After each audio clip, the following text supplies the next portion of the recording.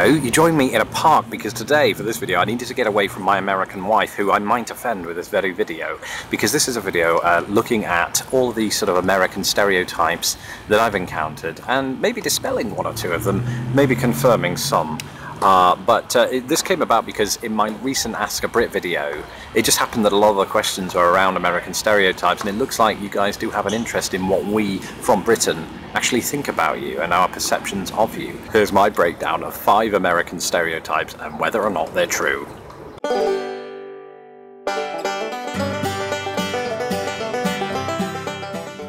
Well, no, not all Americans, that would be insane. And as I said in my Ask a Brit video, I do think that Americans tend to be louder in restaurants than British people do. So you'll have that guy on the table next to you, he's trying to impress the girl that he's on a date with, but he's impressing her by means of rattling off sales figures to her at 100 miles an hour, and she looks bored. So I think from that point of view, I've encountered loudness within Americans because I think it's culturally ingrained in that. But when you go to the terraces of a football club in the United Kingdom, well, Brits tend to be pretty loud there. I think they're more loud than you would find of Americans in stadiums here in the US. I mean, sure, yes, they get behind their teams, but I don't think it's anywhere near as raucous and sometimes as violent and rude.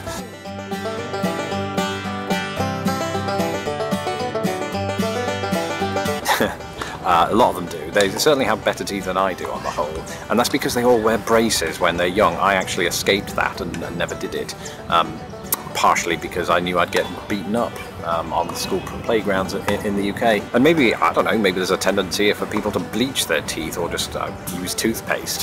Who does that?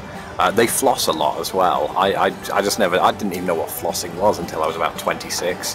So that's probably the worst thing you've ever heard come out of my mouth, literally. So yeah, I think there is a tendency for that. Although I did hear that British people on the whole have healthier teeth. Maybe because we don't, put all that bleach. You're supposed to put bleach in your laundry, not on your teeth. But no, I don't want to criticize America in this way, because I've actually met a lot of Americans who have perfectly awful teeth. And more power to them if that's how they want to go around dentally, orally, and they can.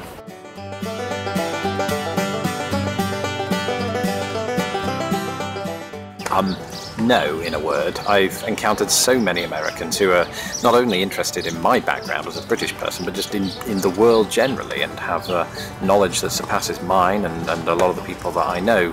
So I think to blanket all Americans with that is rather short-sighted.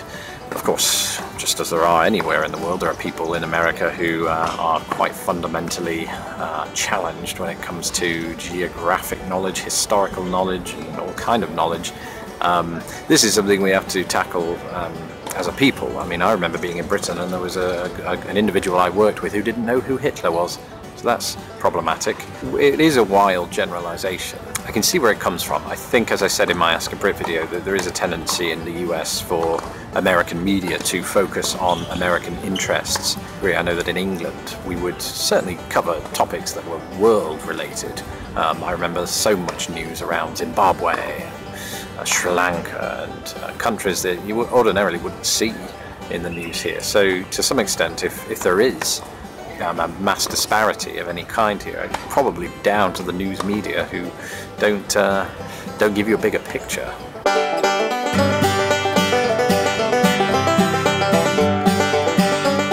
No, by no means, in fact. I think I had this view that before I lived here that everybody owned a sort of big millionaire house like in Home Alone, and that there were swimming pools in everybody's garden. But it's simply not true. I will say this, people's gardens on the whole just tend to be bigger. Even people that are sort of middle income have huge gardens the size of Texas. That wouldn't make any sense, I realise. That's quite extraordinary. But then everything here tends to be much bigger. But by no means do most of the people have millions in their bank account. A lot of people here are struggling to get by, just as in England, just as in, I would say, virtually any country on the planet. It's obviously a more prosperous country than most, I would say, but there's work to be done, definitely. So don't expect that overnight you'll have a 7-figure income if you moved here. It's taken me 8 years, I'm still not there.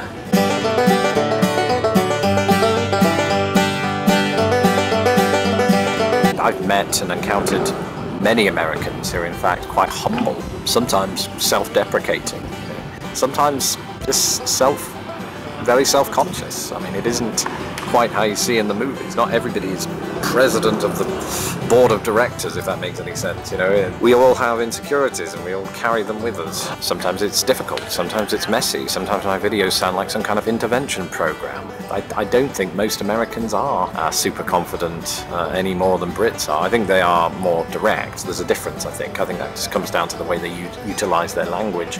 But underneath all of that, everybody has the word help written on their forehead, and it's up to us to recognize that.